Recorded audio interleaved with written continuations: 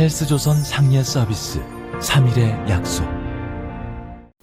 네, 여러분 안녕하십니까? 조국 법무장관의 오촌 조카 조범동, 37살, 조국 펀드 의혹의 핵심인 코링크를 실제로 운용해온 장본인입니다. 지금 구속 수감 중입니다. 이 사람에 대한 검찰의 공소장이 국회 법제사법위원회에 제출됐습니다. 지금까지는 언론이 간접 취재를 하거나 혹은 엇갈린 취재 결과로 혼선을 빚거나 해왔다면, 이번 공소장은 검찰이 지난 2달 동안 압수수색과 피의자 직접 신문 수사를 진행해왔던 결과물이라는 점에서 신뢰도가 매우 높습니다. 국가 최고 수사기관의 공식 발표라고 봐야 옳습니다. 지금부터 조범동 공소장을 철저 연구한 내용을 알기 쉽게 핵심만 요약해서 설명드리겠습니다. 이 공소장에 따르면 2018년 12월 조범동은 코링크가 인수한 회사인 WFM의 업무용 차량으로 9,370만 원을 주고 포르쉐 승용차를 구입한 뒤 개인 용도로 썼습니다. 조범동은 또 2018년 8월, 작년 8월 WFM 소유의 벤츠 차량을 3,370만 원의 감가상각이 발생했다고 허위 문서를 만든 뒤 싸게 사들였습니다. 이 각각 횡령과 배임에 해당합니다. 지난 8월 달이죠. 모 변호사가 조국 딸이 포르쉐를 타고 다닌다는 말을 한 적이 있고, 조국 딸은 그를 허위 사실이라면서 검찰에 고소를 했습니다. 그런데 이와는 별도로 검찰은 조범동이 포르쉐를 타고 다녔다는 것을 공소장을 통해 확인한 것입니다. 조범동의 포르쉐와 조국 딸의 포르쉐 소문이 어떤 관련이 있는지는 아직 밝혀지지 않았습니다. 조국 장관 부인 정경심 교수가 조범동에게 2017년 5월 이런 제안을 먼저 했습니다. 남편의 대통령 민정수석 비서관 임명으로 처분한 주식 대금을 펀드에 투자하고 싶다. 고위공직자의 주식 백지 신탁 제도를 거부하고 펀드 투자로 유장해서 주식 지분을 매입하는 불법 행위가 시작되는 지점입니다. 공소장에는 조범동이 코링크 프라이빗 에쿼티 총괄 대표로 적시되어 있습니다. 정경심 교수는 주식을 판매한 대금 14억 원을 가족 6명의 명의로 코링크에 투자하기로 조범동과 합의를 했습니다. 그런데 정경심 남동생과 이 정경심 남매는 신규 펀드를 만드는 대신에 100억 원대의 기존 펀드인 블루코어 밸류업 1호를 활용할 것이라는 얘기를 들었습니다. 신규 펀드를 결성하는 것이 아니라 기존 펀드에 입금하는 방식을 취하기로 한 것입니다.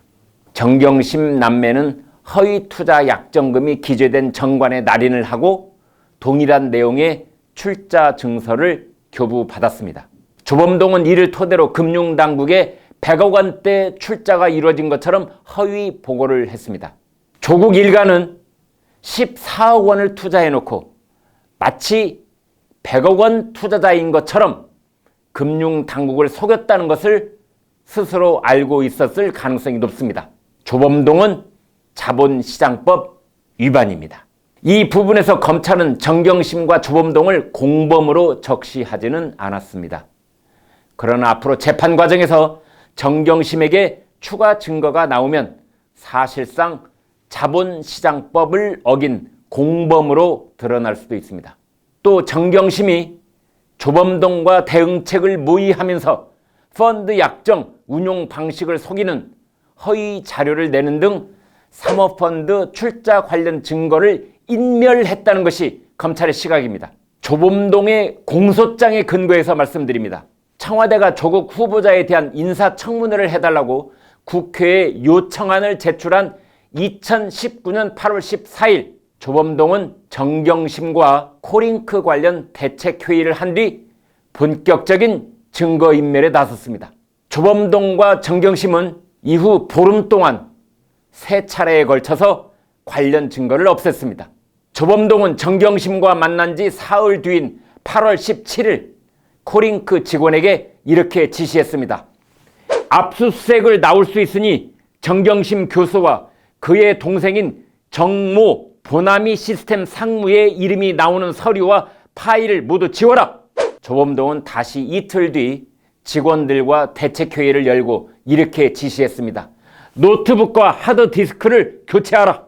필리핀으로 도망갔던 조범동은 8해 뒤 장인에게 자신의 노트북과 가방 등을 숨겨달라고도 했습니다. 조범동은 정경심과 정경심의 동생 정상무로부터 2017년 2월 코링크 유상증자 자금 5억 원을 유치했습니다. 정경심 남매가 코링크 사무실에서 그 회사 주식 250주를 5억 원에 인수하는 계약을 체결한 것입니다.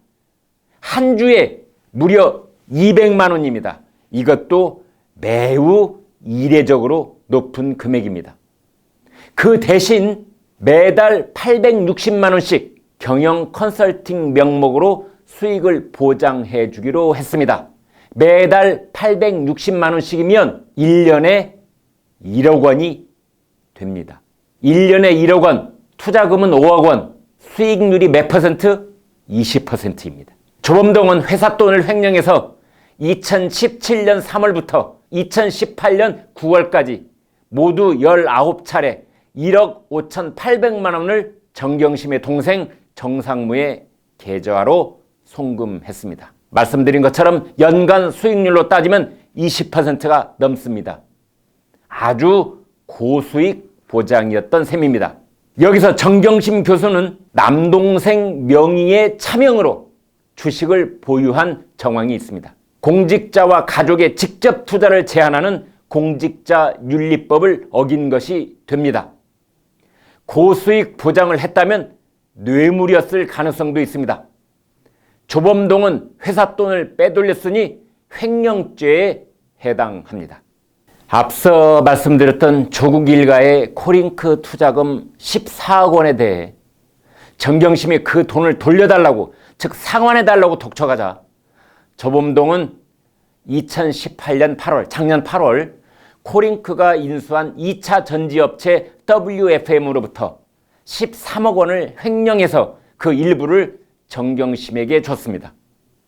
조범동은 허위로 금전소비 대차 계약서를 만들고 거짓으로 이사회 회의록도 만들었습니다. 다 공소장에 나오는 내용입니다. 국민들께서 이처럼 복잡한 내용을 일일이 기억할 필요는 없습니다. 검찰이 공식 수사 기록인 공소장을 통해서 법원을 상대로 조국 일가의 범죄 혐의 사실을 적시하고 있다는 게 중요합니다.